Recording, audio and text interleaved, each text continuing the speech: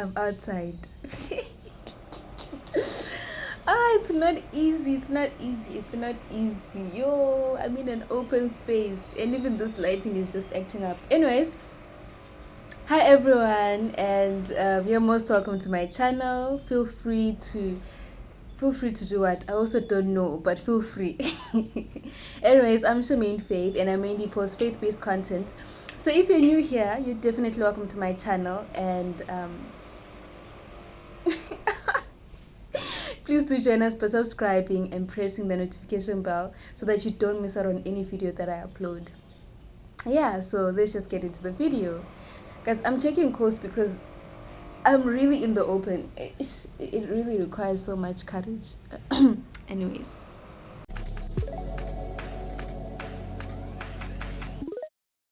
My time is now. Okay, so I'm sure you already saw the title, and I hope I'll be as quick as possible. So the first question I want to ask you is, what comes to mind when you hear the word religion? All right, what's the first thing that comes to mind when you hear the word religion? And my other question is, it's not quite related, but my other question is, how do you feel when perhaps like you're still dependent on your parents or something like that, or your guidance, and they tell you, oh, you know what, we're going to church. All right, do you feel excited, or do you feel like you're dragging yourself to go to church?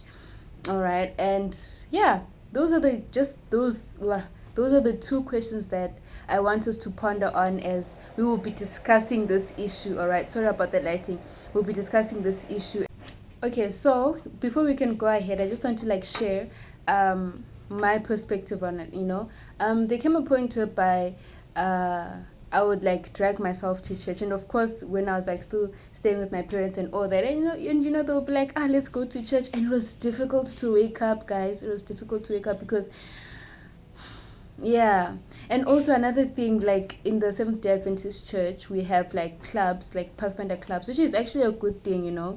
And so when they would call us for meetings on Sundays or something like that, yeah, no, that felt so burdensome because I knew that I had to memorize verses, I need to know certain things and stuff like that. So I would literally do all of those things last minute just so that they can say that, oh, Charmaine, yeah, we are done, and just finish the requirements and stuff like that. But I realized that all of that was just, or I'm just realizing that all of that was just performance, and I was not genuinely doing it.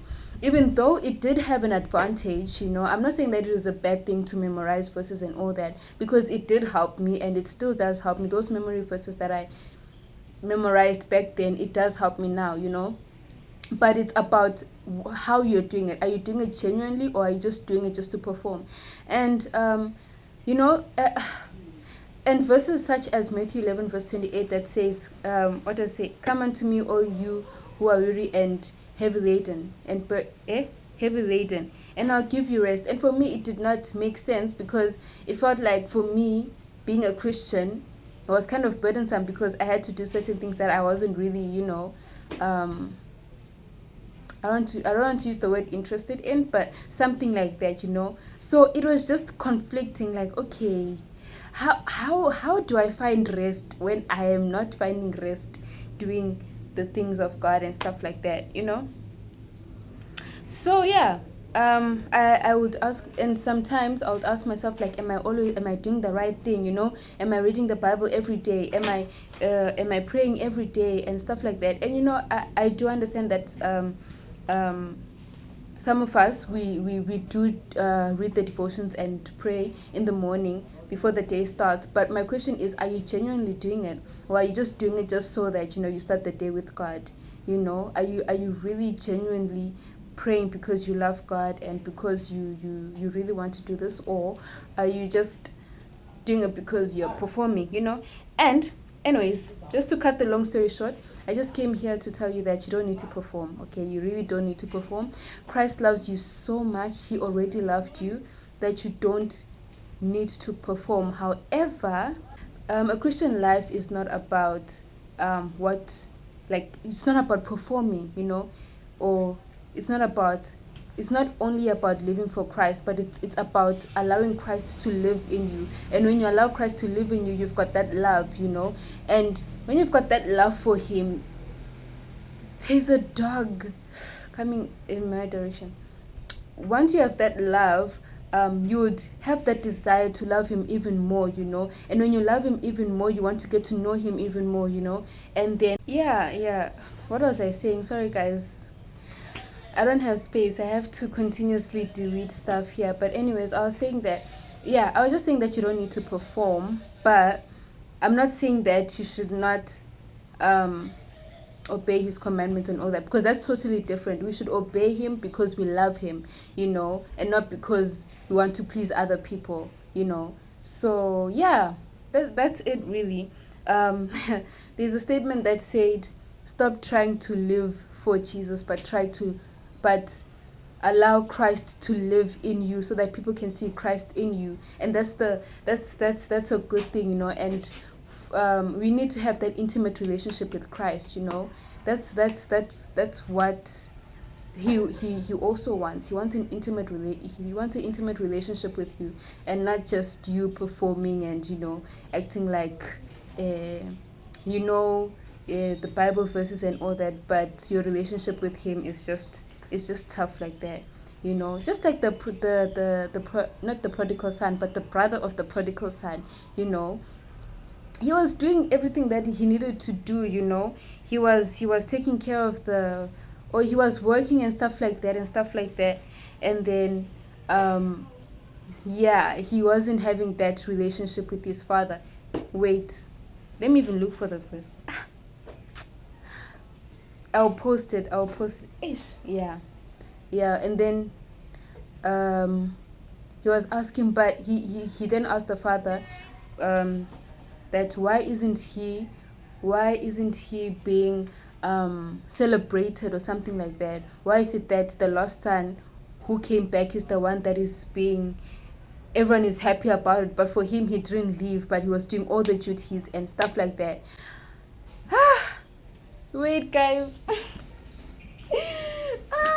I didn't bring my Bible this time in my bag. Thing is, I just came from class. I'll post it, and then I will do a voiceover. Anyway.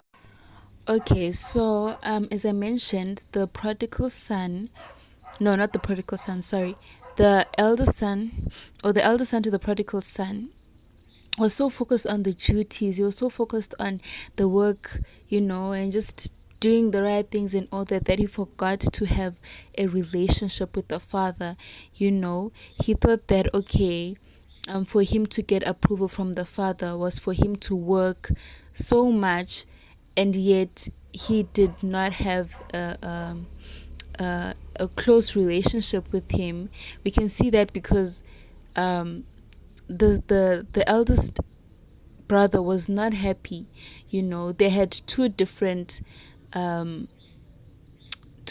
perspectives to it. The father was happy that the lost son came back, and yet he was not happy. And so we really need to be careful. And we, as much as we are doing the work of the Lord, we also need to have a relationship with him as well.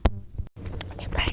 Anyways, thank you so much for watching, and I hope that this blesses you. I just came here to tell you that you don't need please, it's all about being genuine about your relationship with Christ, and not about wanting to please other people.